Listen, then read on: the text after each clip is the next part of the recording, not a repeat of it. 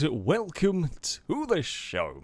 We are here today on Forza Motorsport with a very silly challenge. The aim was simple: to run out of fuel first. We were going to be doing a race starting off with a bunch of A-class cars around Daytona to see what vehicle could conk out quickest. And the rules were fairly straightforward.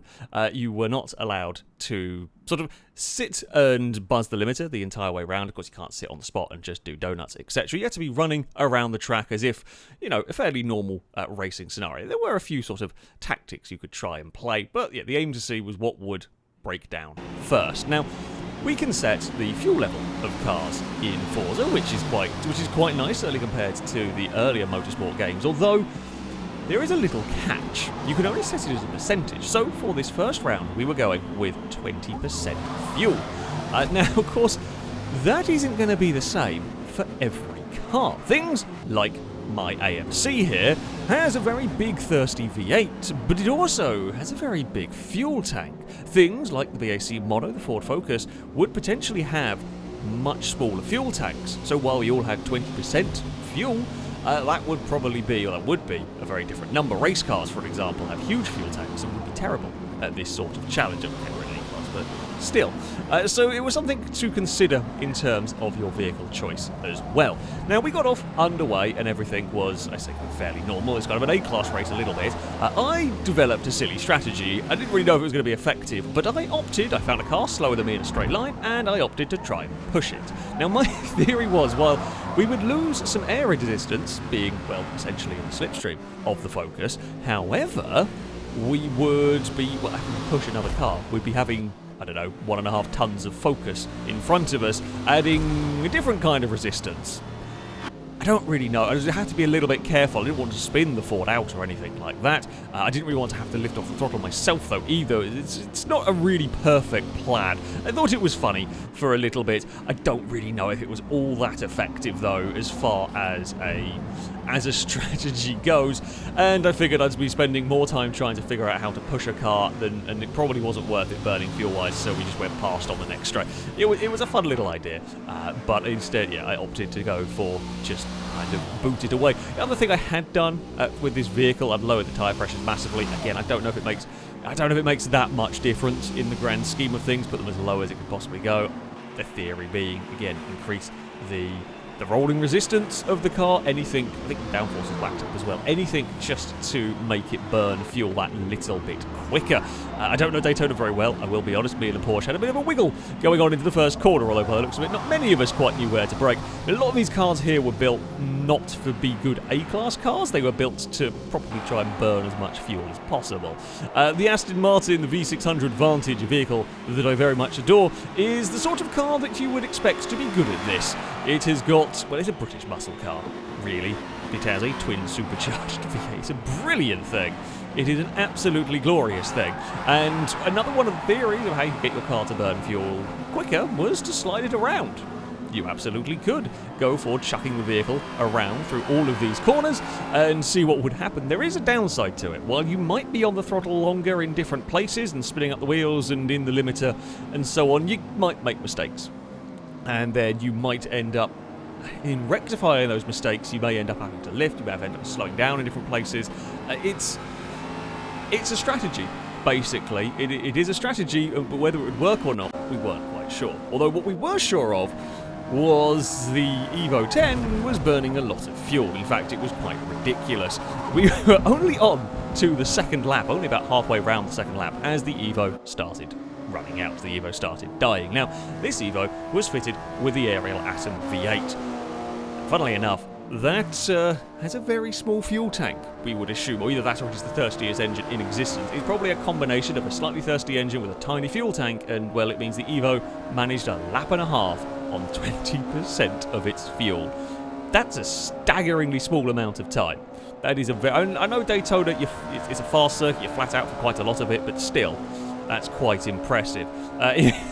Martin came to have a look at it, but that was no good as Subaru spins out of the way. But we saw when we did this test on Motorsport 7, I think it was, we saw the Atom V8 was mighty effective at burning through its fuel, and, well, it was happening again. It was, I say, perhaps what we were expecting to see, and certainly the same could be said for the Subaru Legacy, also fitted with the Atom V8 and also dying at about the same position. It had a bit of a spin swerving the cars down low.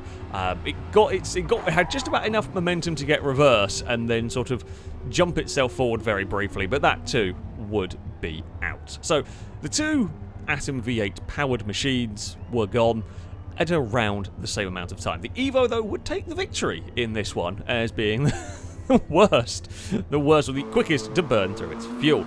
The Mini would be the next one dying. As you can see, the Subaru has its issue in the background. I don't think fitted with the Atom V8. I'm not sure what engine this one had in it, actually. It might have been one of the Honda engines going on. But either way, it would probably be a tiny fuel tank. So it might be a very, very small and light car, but if you've got a piddly little fuel tank, that's... yeah, I say that's all that matters. But yeah, it was gone a little further down the road. Couldn't match the silly Atom engines, but it got very close actually in this. As you can see, other cars there's an Escort trying to slide the vehicle around the banking. That's always a brave one, always a difficult one. But yeah, the Mini would grind to a halt not too far down the road. And the thing that we were seeing here was actually not the cars you might expect. You might have expected the big muscle cars to be dying and whatnot, but we're actually seeing it was the fuel tanks. It was the vehicles with the smaller tanks that were conking out. This Celica would be dying. I mean, this is just a little bit further around the corner than we saw from the Mini, as it would gradually be grinding to a halt.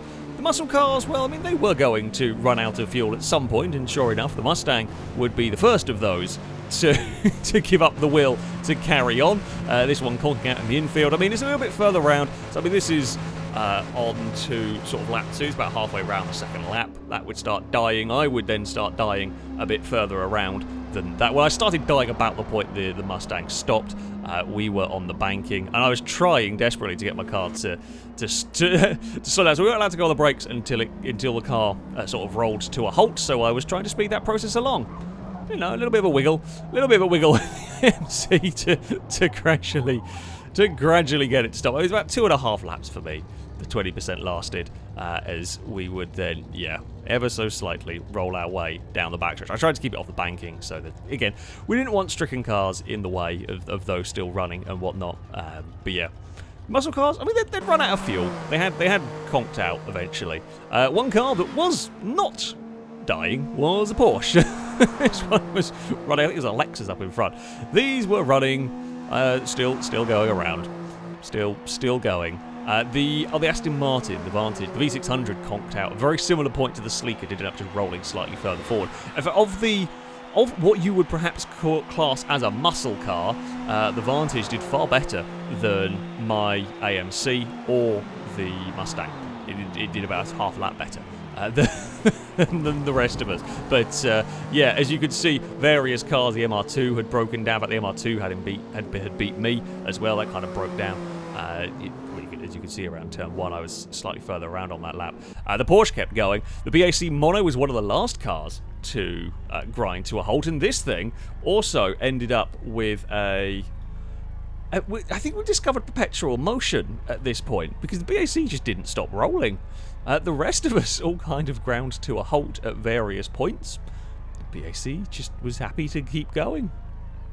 Which, I mean, for this challenge, wasn't great. I guess it has some sort of incredibly low rolling resistance.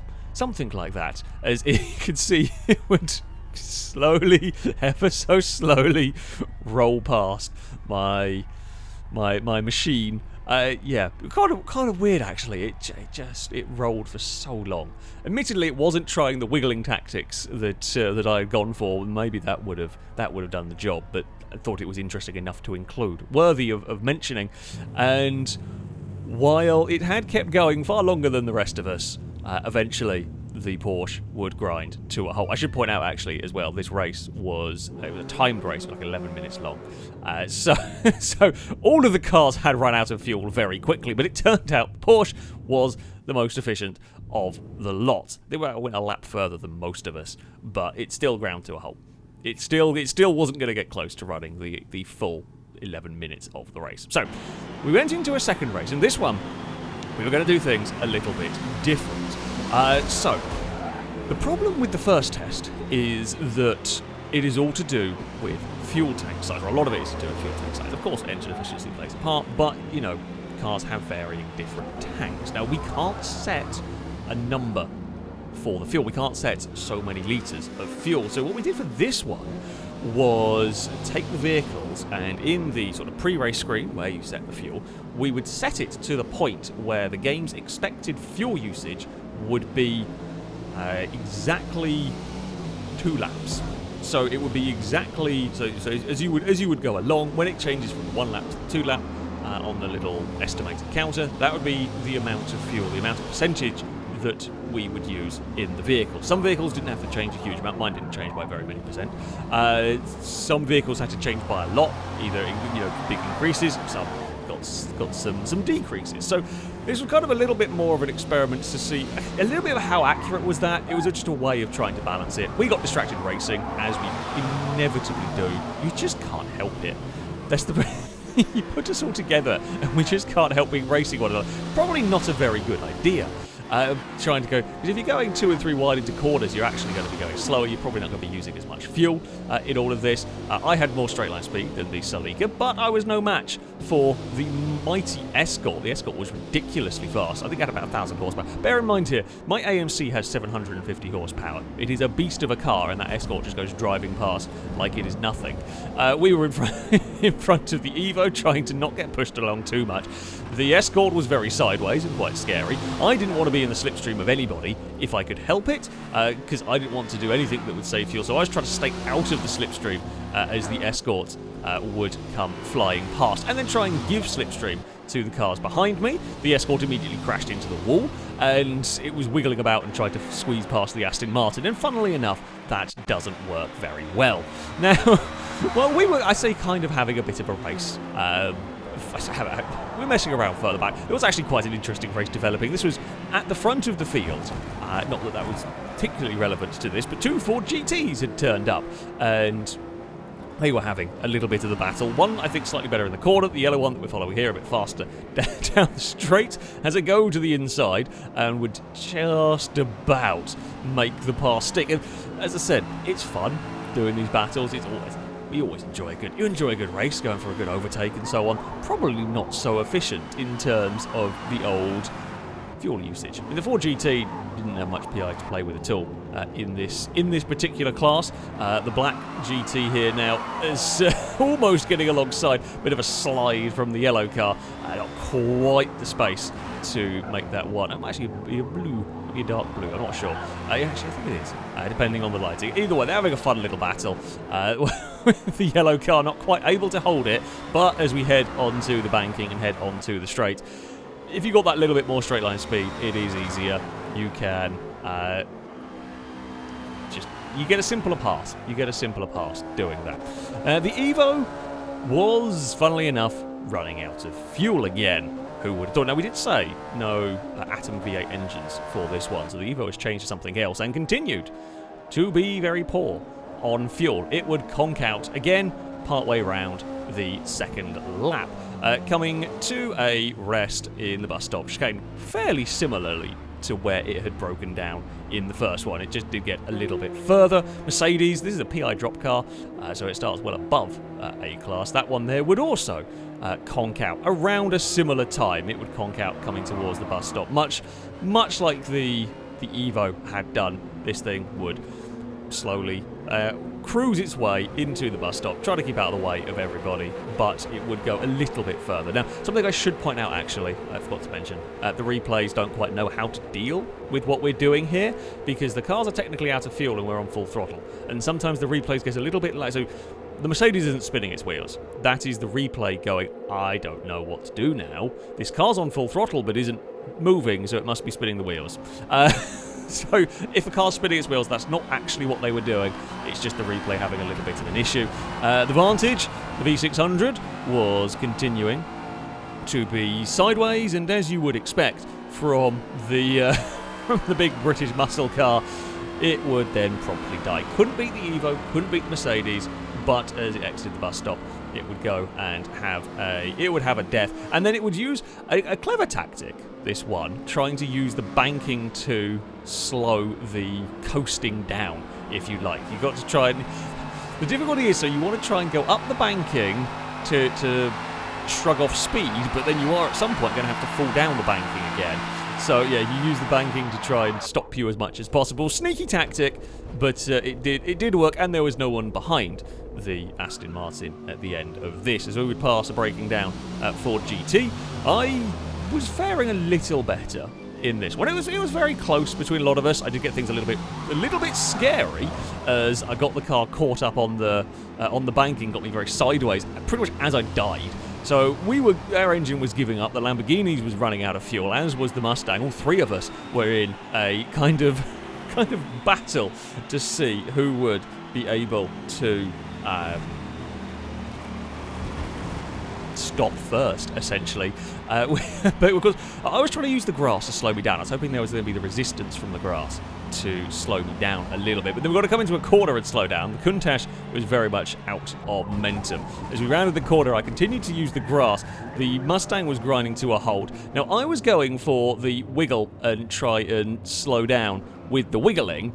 The slight problem is I wasn't looking behind me, and I didn't realise Impega in a Mini was coming along, and, well, I was a little bit erratic, and then I got punted, and it was very much my fault.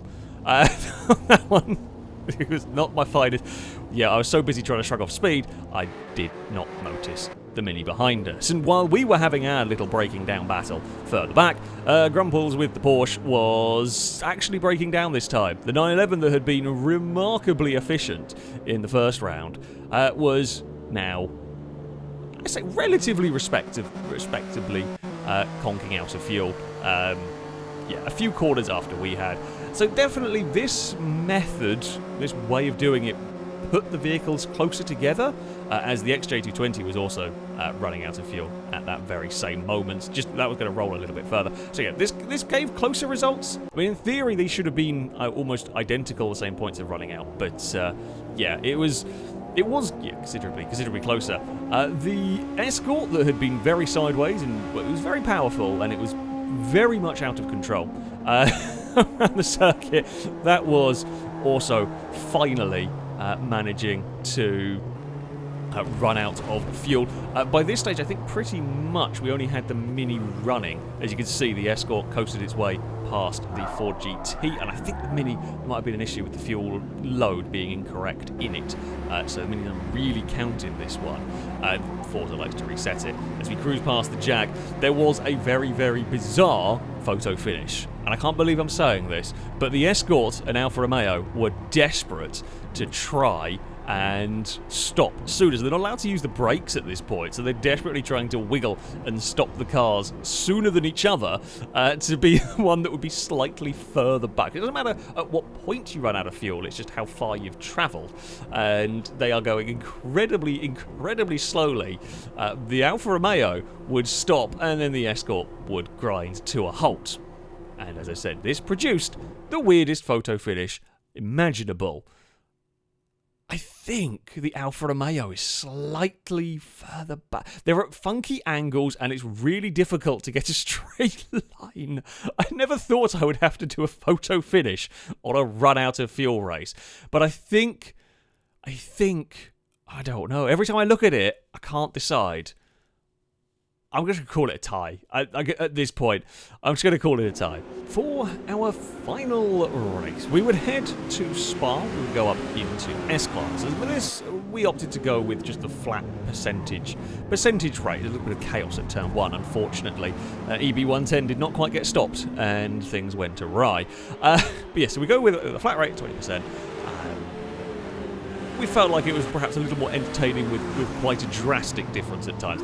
Either methodology isn't really perfect, so we're kind of working with what we've got, and we all knew the rules, so we all knew how we had to pick the cars.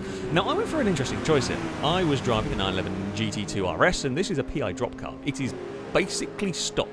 I think it's a stock 911 GT2 with first stage of ballast or something like that on it. I can't remember the exact build now. But yeah, this is almost a completely stock car. I mean, there are a few like this. There are a few very heavily built cars, and I was curious to see how this one would pan out. I mean, as you can see from the vehicle selection around, while Ford GT missed the corner and would then go play in the gravel, there were different theories. Some went like with me, and like Ford, for example, would be fairly stock cars, some very, very heavily modified things, some like Caterhams and Minis hoping for very small fuel tanks to be the reason that they would run out very quickly, and then you've got some big muscle cars going sideways with thousands and thousands of horsepower.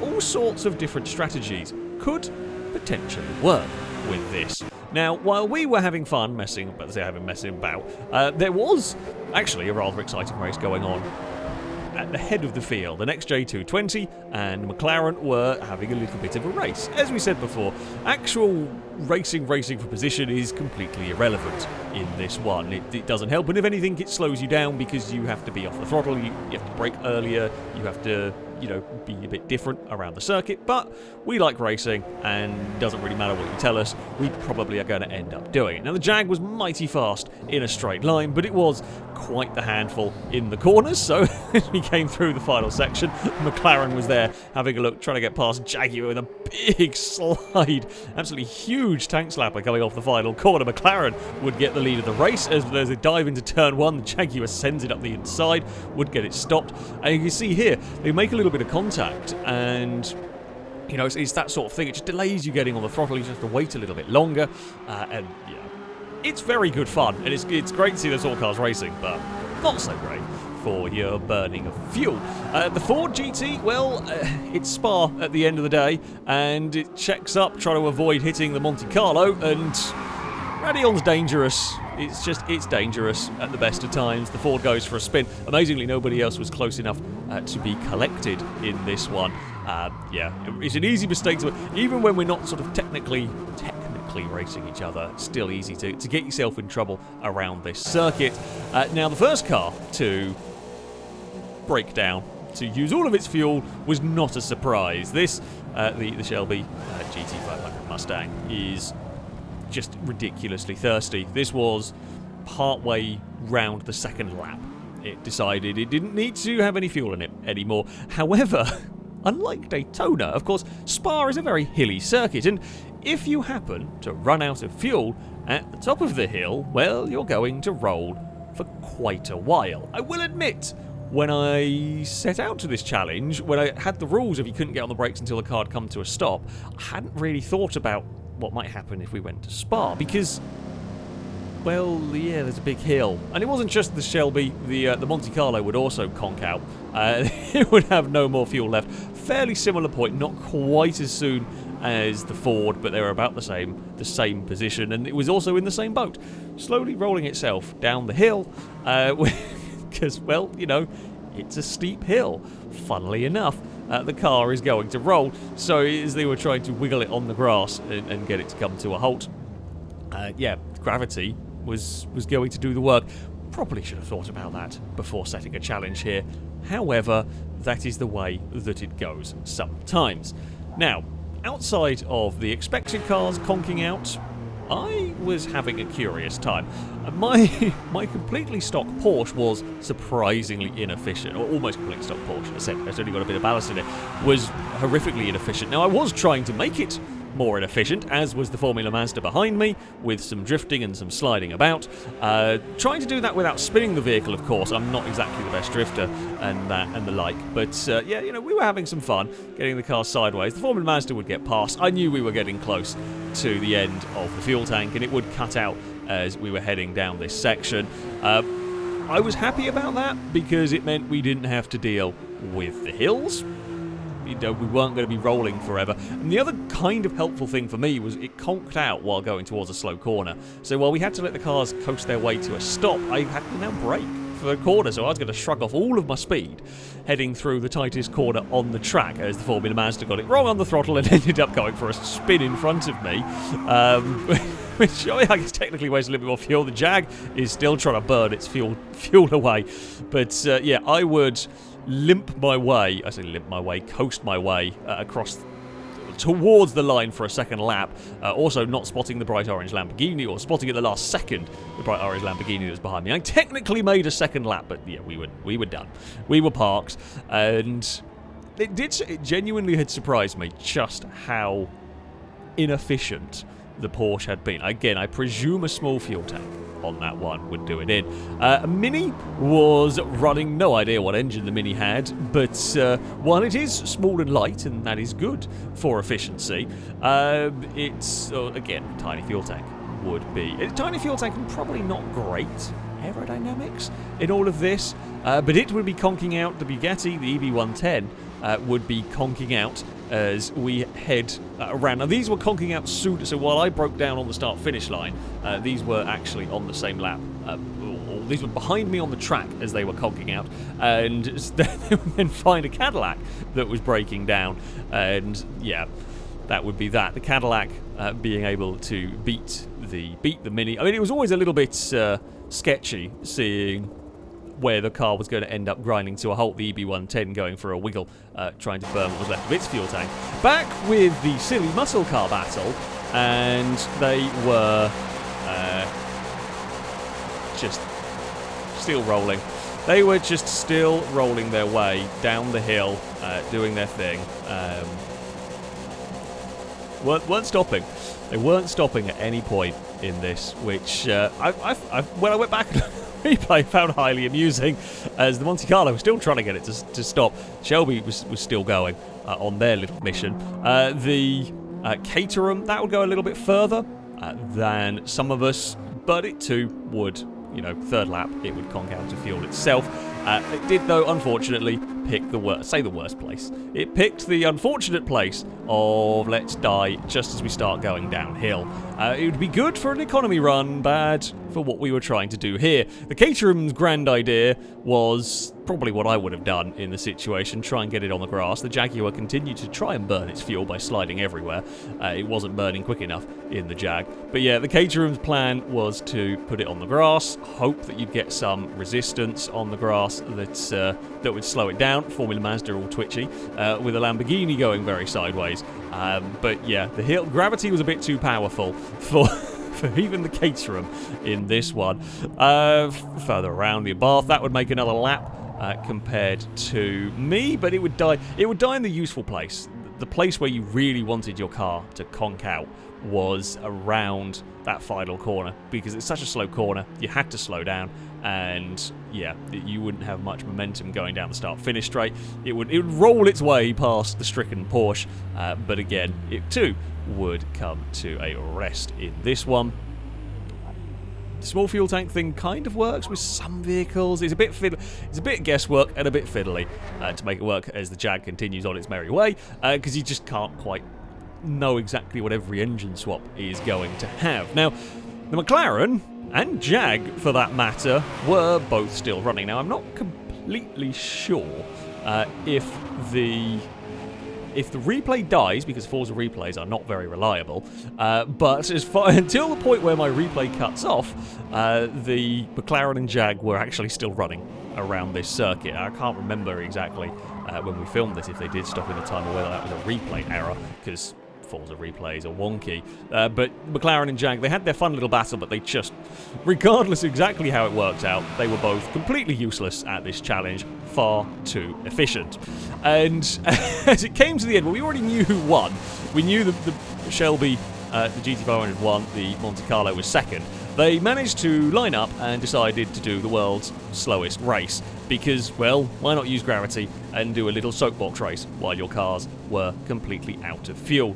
The Monte Carlo got off to a slightly better start. We've never known in Forza what makes cars better at soapbox racing than the other. Again, ignore the wheel spin. That's not actually happening. But for some reason, yeah, some vehicles are just slightly better at this. And either way, in their unusual and very slow battle, slow soapbox battle, the Shelby would ever so slightly, just ever so slightly, edge away towards the next corner. So I guess it won the battle and it won the run out of fuel.